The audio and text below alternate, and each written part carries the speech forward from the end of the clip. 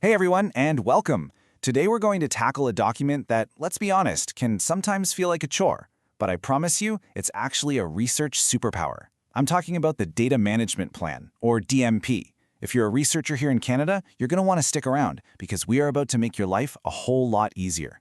Okay, let's dive in. You know that feeling, right? That little jolt of panic. A critical file just disappears, a hard drive suddenly dies, or a new person joins your team and has absolutely no idea how anything is organized. Well, that exact feeling is what a good data management plan is designed to prevent. Think of it as your project's insurance policy. So here's our game plan. We'll start with the why and the what of DMPs. Then we'll walk through exactly how you can build one for yourself. We're also going to get into the specifics of the Canadian research context, which is super important. And finally, I'll leave you with the whole toolkit of resources to get you started right away. First things first, let's get one thing straight. A DMP is not just another piece of paperwork to check off a list. It's a strategic tool. Seriously, it's something that will make your research better, safer, and way more impactful right from day one. Think about it like this. When you plan ahead, you're forced to be more systematic, more organized. It's like building a solid foundation for a house, one brick at a time. This makes sure your data is collected consistently, which means your findings can actually be verified and reproduced by other people, and that right there is the bedrock of good science. And here's a huge benefit: the sheer amount of time this is going to save you. A clear plan prevents that dreaded data rot, where files just become unusable over time. It gets rid of all that confusion on your team about file names or version control, and of course, it protects your hard work against being lost or accidentally accessed. Okay, this one is a big deal. Well-managed data doesn't just sit on a server somewhere gathering digital dust. It can have a life of its own. It can be shared, it can be cited, and it can be reused by other researchers all over the world. This boosts your visibility, it gets you more citations, and it just amplifies the impact of your work way beyond a single publication. And of course, there's the most pressing reason for a lot of us. It's often mandatory. Yep. Canada's tri-agencies, we're talking CIHR, NSERC, and SSRC, they now require DMPs for a lot of their major funding opportunities. It's basically become a no plan, no funding kind of world. So, we know why we need one, but what exactly is a DMP? Well, the absolute simplest way to think about it is as a roadmap for your data. So the formal definition is that it's a structured document that maps out the entire journey of your data. But you know what the most important part of that definition is? Living document. This isn't something you just write once and then forget about. Nope, it's designed to change and evolve right along with your project. And this image here? It illustrates that idea perfectly. A DMP isn't a single point in time. It's a continuous cycle. It guides how you create your data, how you process it, and how you make sure it has a safe and secure home long after your project is done. All right, let's get practical. How do you actually build one of these things? It really just boils down to answering a few core questions that cover that entire data lifecycle we just saw.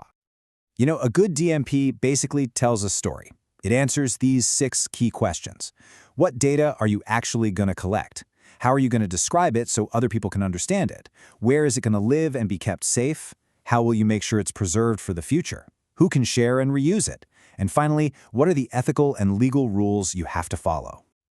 Now, as you're answering those questions, there's this really powerful guiding philosophy you should keep in mind: the FAIR principles. This is the absolute gold standard for creating high-quality, high-impact data that is, well, future-proof. So let's break down what FAIR actually means. First up, F is for findable. All this means is that your data needs a permanent digital address that won't ever break.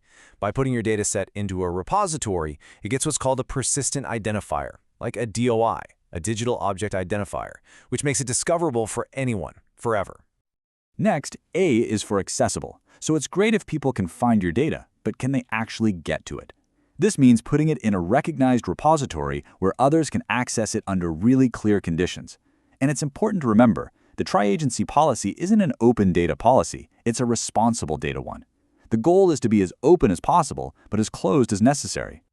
I stands for interoperable. In simple terms, can your data talk to other datasets and software?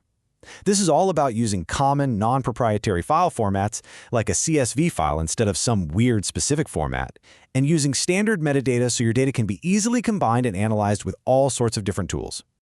And finally, R is for reusable.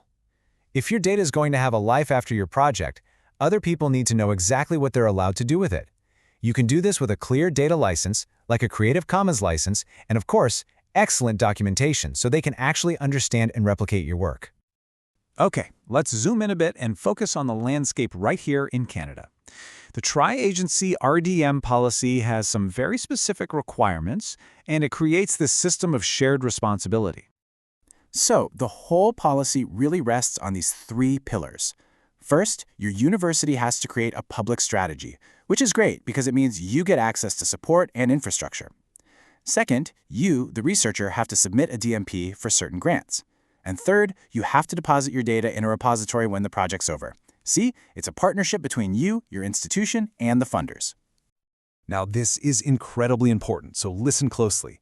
In Canada, when your research involves First Nations, Inuit, or Métis communities, the standard data principles just aren't enough. We must respect Indigenous data sovereignty. This means applying principles like OCAP, which stands for Ownership, Control, Access, and Possession, and the CARE principles. It's a fundamental shift in thinking. The data belongs to the community, and they have the authority to control how it's used and shared. I know that might seem like a lot to take in, but here's the good news. You are not alone in this. There's a fantastic ecosystem of tools and support out there specifically for Canadian researchers. So let's take a look at your toolkit. If you remember only one thing from this slide, make it the DMP Assistant. It's a free, bilingual, online tool that literally walks you through creating a DMP step by step. Also, your university librarians and RDM specialists, they are your best friends in this process.